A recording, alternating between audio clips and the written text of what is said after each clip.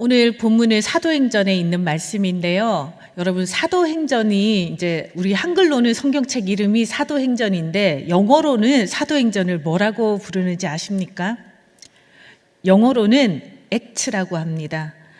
예, 행동하다 또는 행동들이라는 말로 번역될 수 있습니다. 도대체 사도행전에 무슨 행동을, 어떤 행동을 얼마나 많이 했길래 책 이름이 act가 되었을까요? 그건 바로 선교를 많이 했습니다. 예, 선교라는 행동을 많이 했기 때문에 책 이름이 act입니다. 그래서 사도행전의 별명을 선교행전이라고 합니다. 그런데 또 사도행전에 선교행전이라는 별명이 있는 것처럼 또 하나의 별명이 더 있습니다. 사도행전을요, 성령행전이라고 합니다.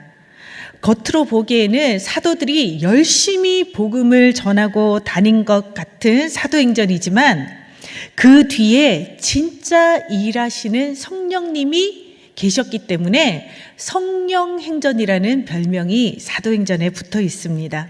성령님이 사도 한 사람 한 사람 가운데 성령으로 충만하게 하셔서 꼭 가야 할 곳, 복음이 필요한 곳에 사도들을 보내시고 복음을 전하도록 성령님이 일하셨다는 것입니다.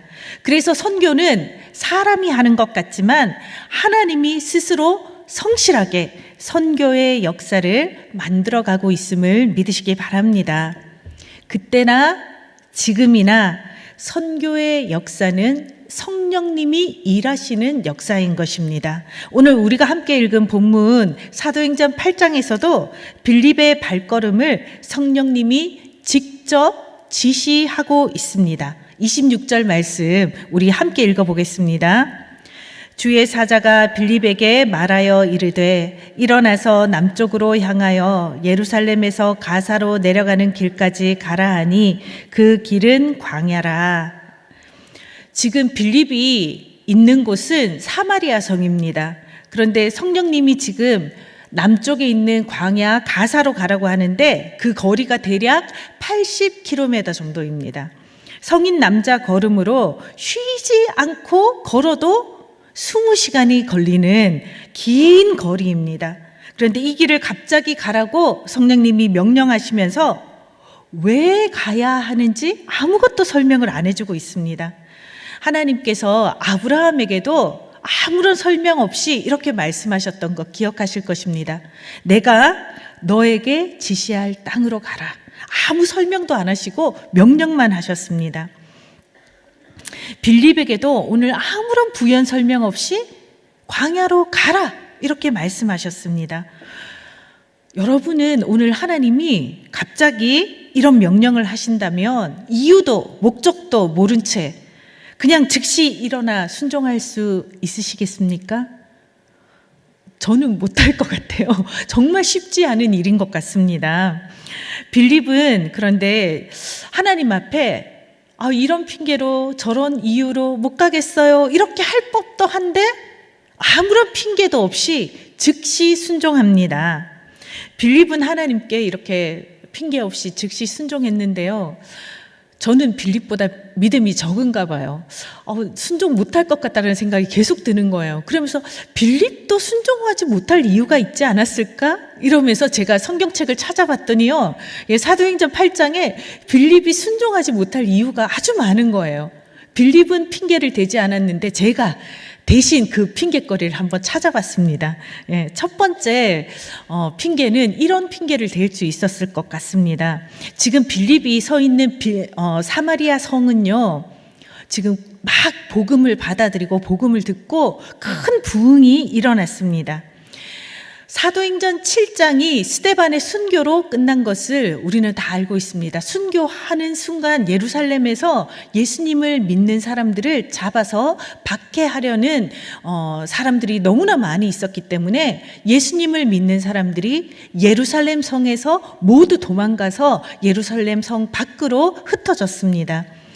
그때 빌립이 예루살렘을 떠나서 유대인들이 멸시하고 기피하던 땅, 복음이 없던 복음을 모르는 땅 사마리아로 갔습니다.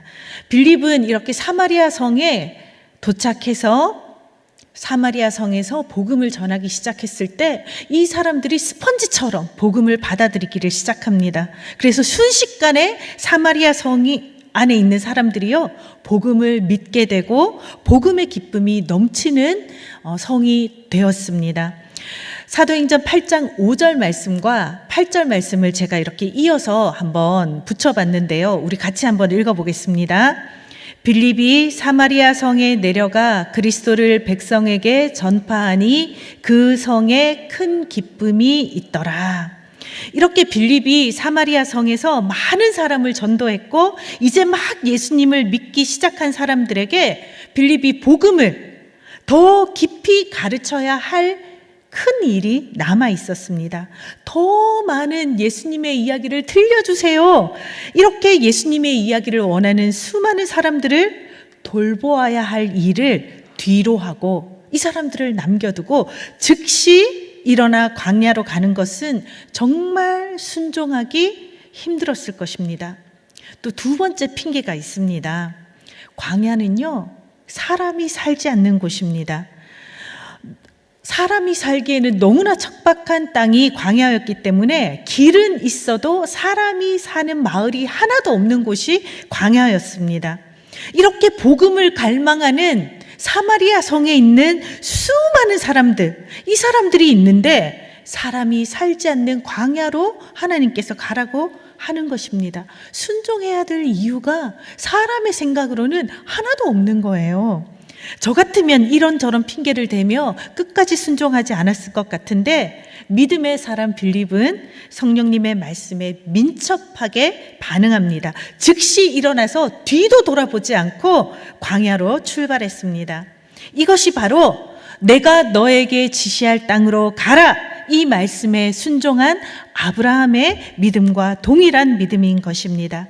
순종하지 못할 수많은 이유들을 덮어두고 즉시 순종의 발걸음을 옮겼습니다. 하나님이 가라고 하신 곳으로 발걸음을 옮기는 일은요, 내 인생의 운전대, 내 인생의 핸들을 하나님의 손에 넘겨드리는 일입니다. 하나님의 마음이 있는 곳, 하나님의 뜻이 향하는 곳이 있다면 내 뜻과 상관없이, 내 마음과 상관없이 하나님의 마음이 있는 그곳에 나의 마음도 두기로 결정해야만, 그 믿음이 있어야만 하나님의 말씀에 즉시 순종할 수 있는 것입니다. 빌립은 이런 믿음으로 광야로 향한 발걸음을 내디뎠습니다. 사랑하는 성도 여러분, 이유를 설명해 주시지 않아도 하나님은 언제나 옳으십니다. 하나님의 뜻은 언제나 선하십니다. 이해할 수 없는 말씀 앞에서 먼저 순종의 발걸음을 내디디면 크고 놀라운 하나님의 뜻이 시간이 지나고 나면 다 깨달아지는 날이 올 것입니다. 온 우주를 운행하시는 하나님의 뜻은요, 우리의 생각보다 훨씬 더 크고 위대하시기 때문에 우리에게 굳이 설명하실 필요가 없는 것입니다.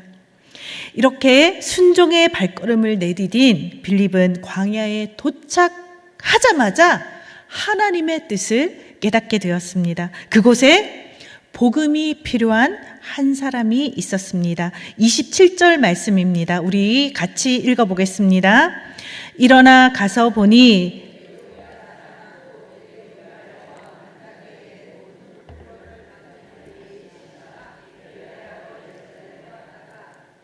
돌아가는데 수레를 타고 선지자 이사야의 글을 읽더라. 아멘.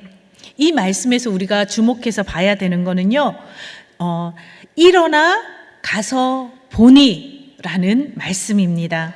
순종해서 빌립이 일어나서 가서 봤더니 에디오피아 내시가 있는 것입니다. 성령님이 빌립을 왜 광야로 부르셨는지 성령님은 설명하지 않고 빌립에게 직접 눈으로 보게 하셨습니다. 우리는 하나님께 항상 이렇게 기도하죠. 하나님, 보여주세요. 그러면 믿겠습니다. 그러면 순종하겠습니다. 근데 하나님의 방법은 달라요. 하나님의 순서는 다릅니다.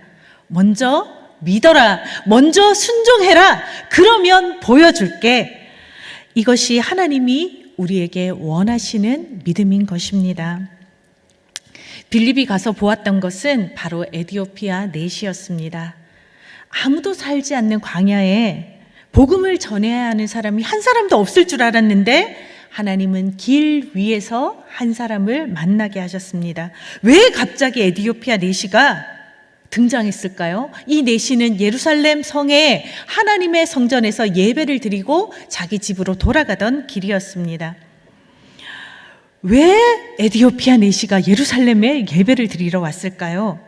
구약에도요, 에디오피아라는 나라가 등장하는 장면이 있습니다. 구약에서는 에디오피아라고 기록되어 있지 않고 스바라고 기록되어 있습니다. 여러분 딱 떠오르는 구절이 있는 분도 있으실 텐데요. 열왕기상 10장에서 지혜의 왕 솔로몬을 만나러 왔던 스바 여왕 기억나십니까? 그 스바 여왕이 바로 에디오피아의 여왕입니다. 하워드 마샬이라는 학자에 의하면 이 스바 여왕 때부터 예루살렘으로 하나님을 예배하러 오는 에디오피아 순례자들이 그때부터 계속해서 예루살렘으로 찾아와서 예배를 드렸다고 합니다. 이렇게 그때부터 지금까지 예배를 드리는 에디오피아 사람들의 발걸음이 이어졌던 것입니다. 그래서 오늘 본문에 나오는 에디오피아 넷이도 그 순례자들처럼 예루살렘에 예배를 하러 왔다가 돌아가는 길에 빌립을 만난 것입니다. 하필 그 넷이는 이사야 53장 예수님에 대한 예언이 기록된 말씀을 읽고 있었습니다. 빌립은 이사야 53장 말씀에 예언된 그 분이 바로 예수님이심을 설명하면서 십자가 복음을 이 넷이에게 전하게 되었습니다. 그렇게 복음을 전하고 바로 옆에 있던 강에서 세례까지 서로 주고받으면서 모든 일이 일사천리로 이루어지게 되었습니다. 여러분, 이 모든 일이 우연일까요? 하필 그 시간에 우연히 에디오피아 넷이가 지나가다가 빌립이 하필 그 시간에 그 길에 들어섰고 우연히 마차를 타고 우연히 복음을 전했다고 생각하십니까? 우리는 이 모든 일이 사람의 계획도 아니고 우연이라는 것을 알고 있습니다. 이 모든 것은 하나님이 계획하신 필연적인 만남이었습니다. 이 만남을 주도하신 분은 바로 성령님이십니다. 그래서 사도행전은 사도들이 복음을 전하는 것처럼 보이지만 성령님께서 복음의 확장을 위해서 일하시는 성령 행전인 것입니다. 하나님은 에디오피아 넷이 한 사람에게 복음을 전하기 위해 빌립을 굳이 그 정확한 시간에 광야로 보내신 것입니다. 저는 이 사도행전 8장 말씀을 읽을 때마다 오버랩되어서 떠오르는 다른 성경 구절이 있습니다. 어떤 장면이 떠오르냐면요, 99마리의 양을 두고 잃어버린 한 마리의 양을 찾아 헤매는 목자의 이야기가 이 사도행전 8장에서 떠오릅니다. 여러분, 빌립의 전도로 사마리아 성에 그 성 안에, 성은 도시잖아요. 이제 막 복음으로 인해 기쁨이 시작되고 부흥의 역사가 시작되었는데 하나님은 사마리아 성에 있는 99마리의 양과 같은 그 수많은 사람들을 내버려 두라는 거예요. 그리고 굳이 광야로 옮겨서 한 사람 에디오피아 사람을 만나게 하시는 것입니다. 여러분, 경쟁과 효율과 성과를 중요하게 생각하는 지금 우리가 살아가는 이 현대 세상에서는 이해할 수 없는 일을 시키고 계신 것입니다. 이미 울타리 안에 있는 99마리의 양과 잃어버린 한 마리의 양, 어떤 것에 시간과 비용과 에너지를 여러분이라면 들이시겠습니까? 이 세상의 기준으로는 당연히 99마리의 양이죠. 사마리아 성에 이미 복음을 갈망하는 수많은 사람들이 있잖아요. 그런데 광야에 지나가는 한 사람에게 가는 것은 너무나 시간과 비용과 에너지를 들이는 것이 너무 아깝지 않으십니까? 저라면 당연히 사마리아 성을 선택할 것 같습니다. 이것이 세상의 원리입니다. 여러분, 내가 99마리의 양에 속해 있을 때는 이 세상의 원리가 당연합니다. 그런데 여러분, 내가 만약 잃어버린 한 마리의 양이라면 이 세상의 원리가 당연합니까? 내 자녀가 99마리에 속한 양이 아니라 내 자녀가 잃어버린 한 마리의 양이라면 여러분은 어떠십니까? 광야 아무도 살지 않는 그곳을 지나가고 있는 에디오피아 내시가 바로 내가 사랑하는 그 사람이라면 여러분은 어떠십니까? 그래도 99마리를 선택해야 합니까? 사랑하는 성도 여러분, 하나님의 사랑은요, 절대로 효율적이지 않습니다. 하나님의 뜻은 성과를 얼마나 내었느냐, 이게 중요하지 않습니다. 하나님의 나라는 얼마나 많은 사람을 모았느냐에 가치를 두지 않습니다. 하나님의 마음은 잃어버린 한 사람에게 있습니다.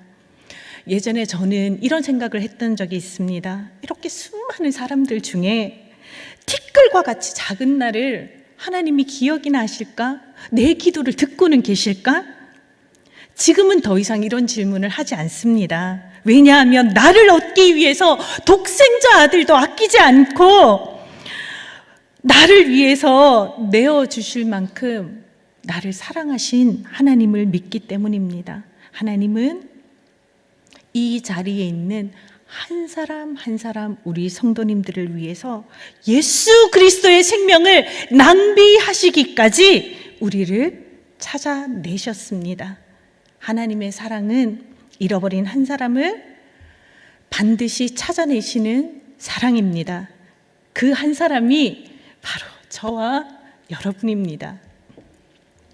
99마리를 버려두고 한 마리 어린 양을 결국은 찾아내시는 하나님의 그 사랑 때문에 지금 우리가 이 자리에 앉아 예배를 드리고 있는 것입니다. 빌립과 내시의 만남이 바로 한 사람을 찾아내시는 하나님의 뜻이 이루어지는 장면인 것입니다. 그런데 이렇게 중요한 만남이 이루어졌음에도 불구하고 이 만남은 너무 짧게 끝나버립니다. 39절 말씀 우리 함께 읽겠습니다. 둘이 물에서 올라올새 주의 영이 빌립을 이끌어 간지라. 내시는 기쁘게 길을 가므로 그를 다시 보지 못한지라. 아멘. 이날 이후 두 사람은 다시는 이 땅에서 만나지 못했습니다.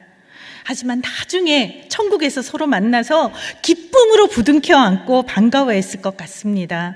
저도 천국에 가면 에티오피아 내시를 한번 만나보고 싶습니다. 그 내시가 이 길 위에서 예수 그리스도를 구원자로 믿고 복음을 받아들이고 자신의 나라로 돌아가서 어떻게 복음을 전하며 살았는지 너무너무 궁금합니다. 사도행전은 28장까지밖에 없어요. 그래서 28장까지 기록된 사도행전 밖에서 이루어졌던 기록되지 않은 사도행전 29장의 역사, 에티오피아에서 이어진 복음의 역사를 천국에 가면 그 내시를 만나서 꼭 물어보고 싶습니다.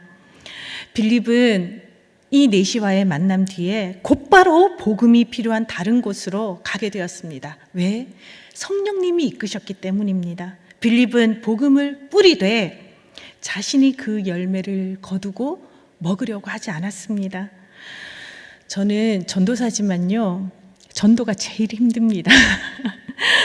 여기 계신 분들도 전도가 참 힘들다 이렇게 생각하시는 분들도 있을 거예요. 말씀 보는 것도 내가 노력하면 되고, 기도하는 것도 내가 시간을 들이면 되는데, 전도는 나 혼자서 할 수 없잖아요. 전도는 누군가가 복음을 받아들여야 되고, 교회에 나와야만 끝맺음이 되는 거기 때문에 전도가 제일 어려운 것 같아요.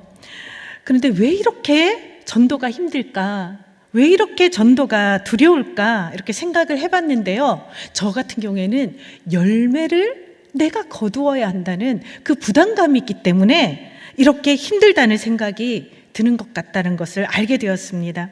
내가 복음을 전하고 내가 교회로 데리고 나오고 또 교회에 나오면 그 사람의 믿음이 자랄 때까지 내가 옆에서 계속 돕고 또 복음의 열매를 거두기까지 내가 다 해야 된다는 그 생각을 하면 벌써부터 머리가 복잡하고 너무 어렵습니다. 저 같은 고민을 사도 바울도 했던 것 같아요. 그래서 고린도전서 3장 6절 말씀에 바울은 이렇게 말했습니다. 우리 같이 한번 읽어보겠습니다. 나는 심었고 아볼로는 물을 주었으되 오직 하나님께서 자라나게 하셨나니. 아멘. 그렇습니다. 복음은요, 나 혼자 다 하는 것이 아닙니다. 뿌리고 심고 물 주고 자라게 하고 열매 맺는 각각의 역할이 다 따로 있습니다.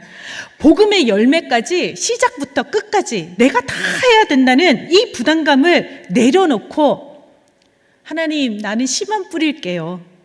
이런 마음으로 전도를 하시면 마음이 훨씬 더 가벼워지실 것입니다. 빌립은 사마리아 성에서도 내가 씨를 뿌렸으니까 내가 거두지 못하는 거 너무 아깝다, 이런 생각하지 않았습니다. 내가 자라게 하고 내가 열매를 거두게 해야지 라고 생각하지 않았습니다. 씨만 뿌리고요, 그냥 성령님이 가라 하시니까 아까워하지 않고 광야로 갔습니다. 사마리아 성에 있는 그 사람들을 자라게 하고 열매를 거두는 일은 하나님께 다 맡겼습니다. 그랬더니 광야에서 몇 시간 만에 에디오피아 넷이라는 복음의 열매를 거두게 된 것입니까? 거두게 되었습니다. 몇 시간 안 들였는데 순식간에 복음의 열매를 거둔 거예요. 횡재한 거죠. 예. 그런데 여러분, 이 내시에게 복음의 씨앗은 누가 뿌렸습니까? 솔로몬 시대부터 시바 여왕을 통해서 오랜 세월 동안 에디오피아에 복음의 씨가 뿌려진 거예요. 빌립은 그 오랜 시간 노력을 들이지 않았지만 광야에서 잠깐 만났을 뿐인데 열매를 거두게 된 거예요. 전도는 이렇습니다. 여러분, 뿌리는 사람, 물을 주는 사람, 자라게 하는 사람, 열매를 거두는 사람 다 다릅니다. 이렇게 성령 안에 있는 한 사람 한 사람의 역할이 다 협력해서 복음의 열매까지 맺게 하는 선을 이루는 것입니다. 사랑하는 성도 여러분, 세상은 성과를 원합니다. 누가 더 많은 사람을 교회로 데리고 왔느냐, 누가 전도왕이냐, 세상은 이렇게 눈에 보이는 결과를 원합니다. 우리 하나님도 그러실까요? 아닙니다. 하나님은 열매를 맺지 못했다고, 성과가 없다고 우리를 탓하시는 분이 절대로 아닙니다. 여러분, 한 해 동안 정말 VIP를 작정하시고 정말 열심히 기도하고 정말 열심히 전도하고 정말 열심히 애를 썼는데도 행복축제에 VIP가 한 사람도 안 나오는 분도 있으시죠? 그럴 수 있습니다. 낙심하지 마십시오. 우리 하나님은요, 복음의 씨앗을 성실하게 뿌린 우리 성도님들의 그 수고를 기억하고 있습니다.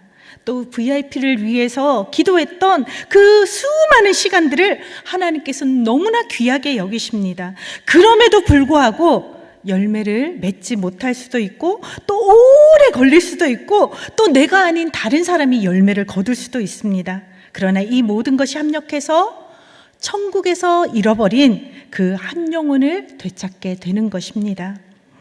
사랑하는 성도 여러분, 오늘 이 시간 우리가 빌립과 같이 성령님의 인도하심에, 성령님의 말씀하심에 민첩하게 반응했으면 좋겠습니다. 그래서 복음이 필요한 곳에 복음의 씨앗을 열심히 뿌리면서 한 영혼을 거두기까지 정말 수고하기를 쉬지 않는 우리 모든 성도님들 되시기를 축복합니다. 이 시간 함께 찬양하겠습니다.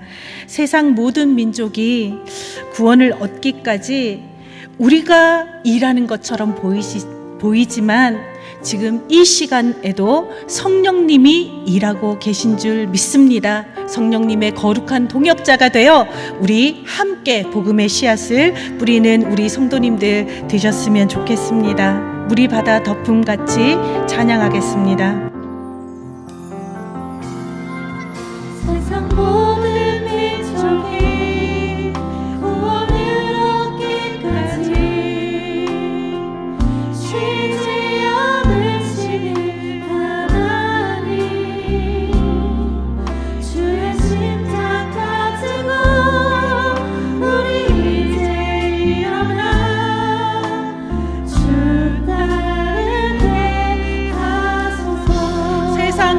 육체가 세상 모든 육체가 주의 영광 보도록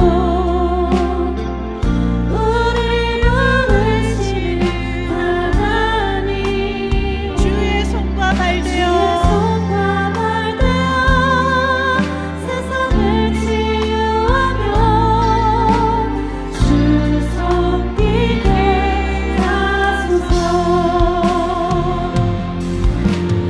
우리가 더 높은 가치 여호와의 영광을 인정하는 것이 온 세상 가득하리라. 우리가 더 높은 가치 우리가 더 높은 가치 우리가 더 높은 가치 보리라 그날에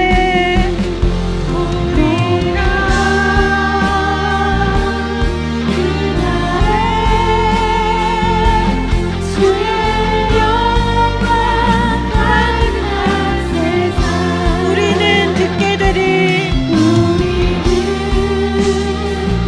듣게 되리. 온 세상 가득한 승리의 함성 우리보다 높은 가치 우리보다 높은 가치 여호와의 영광을 인정하는 것이 온 세상 가득하리라. 우리가 더 높은 가치 우리가 더 높은 가치 우리가 더 높은 가치. 이 시간 주신 말씀을 기억하면서 함께 기도 제목을 읽겠습니다. 성령님의 음성에 민감하게 반응하게 하시고 이해되지 않는 상황 속에서도 즉시 순종할 수 있는 믿음을 주소서. 아멘. 언제나 어디서나 만나는 사람들에게 인생 최고의 선물이신 예수님을 전하는 복음의 통로로 살게 하소서. 아멘. 행복축제에 초대한 VIP가 마음문을 활짝 열고 교회에 나오게 하시고 복음 앞에 반응하는 행복축제가 되게 하소서. 아멘. 이 시간 주신 말씀을 붙들고 함께 한 목소리로 기도하며 나아가겠습니다. 사랑하는 하나님 아버지,